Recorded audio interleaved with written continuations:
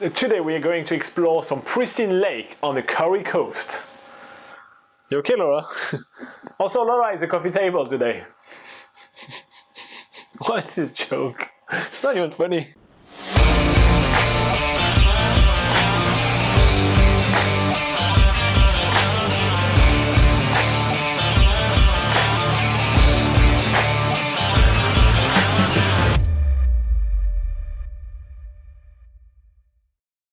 This morning we are leaving Hokianga Harbour toward the Kai Iwi Lakes, and we do the same mistake that we did last week. We are following the GPS and of course we get lost. We are in the middle of freaking nowhere on the worst type of road ever. We're trying to go to the Kai Iwi Lakes. Is this wrong way? Wrong way? Ah. The GPS is telling everybody to come this way, it's leading. Oh, okay. Damn, Google Maps is so unreliable in New Zealand. If you want to make your way to the Kai Iwi Lakes, just follow the signs or use a traditional paper map. The Kai Iwi Lakes, otherwise known as the Taharoa Domain, is found just outside of Dargaville along the Kauri Coast in the Northland region of the North Island, so that's very specific directions for you.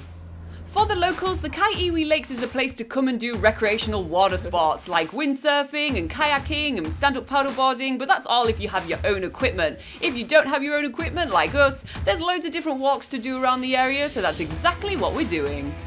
The walk that we decide to do is around a small lake called Lake Kai Iwi, and it takes about 30 to 45 minutes to do the whole loop walk, going right around the lake. However, the walk will take a little bit longer if you're easily distracted like us by the beautiful clarity of the lake, where you can actually see the fish in the water. And there's lots of wildlife as well to be seen along the forest around the lake. We see loads of birds and loads of really pretty flowers. The lake is nestled in thick New Zealand native bush. Most of the bush that you can see right now are kanukas and manuka trees. The manuka trees are really famous here in New Zealand because they're the one that produce the flower that the bees use to create manuka honey. This is one of the #1 New Zealand exports. This walk is super easy, the track is super wide, very well signposted, and to be fair, there is absolutely no high or down. It's literally all flat all the way. Plus, we get to see heaps of birds like fantails, which are hunting all the little flies which are flying around. After spending some time checking out the New Zealand native birds, we decide to turn around and make our way toward the car park. There is actually quite a lot of things to do around the Kai Iwi Lake. There is some walks, like you can see right now, some biking, some fishing, some camping, some water sport, and you can actually rent gears if you don't have yours at the local holiday park. The Kai Iwi Lakes actually comprises of 3 main lakes, with the largest one being Lake Taharoa, which is also the place where you can do the longest walk in the area, which is about 2 hours. And that's the lake which is right before our eyes right now. If you guys are not into walking or actually just do want to relax, there is a massive beach that you can just sit in and relax. We take the time to check out the view and we do just that because that's lunchtime. The beach at Lake Taharoa has beautiful soft white sand, which makes you really want to do some beachy activities. But when we go to the local holiday park to get an ice cream, we leave a little bit disappointed.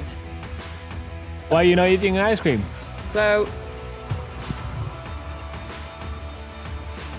we wanted to have an ice cream because it's beachy, but turns out that the holiday park here doesn't sell ice creams, or at least the guy. Boo! The guy is out there somewhere in his catamaran, so we have to substitute ice cream for apples. It's healthy, it's tasty, it's better for us, it makes us grumpy.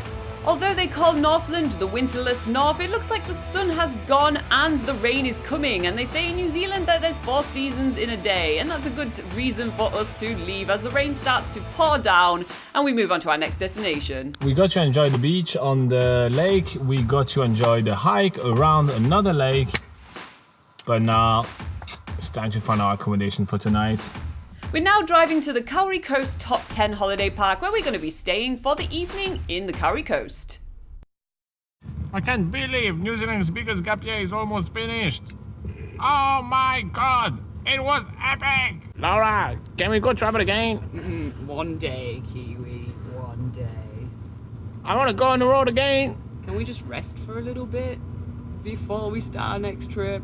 No! I feel like I've aged 10 years in just 1 year.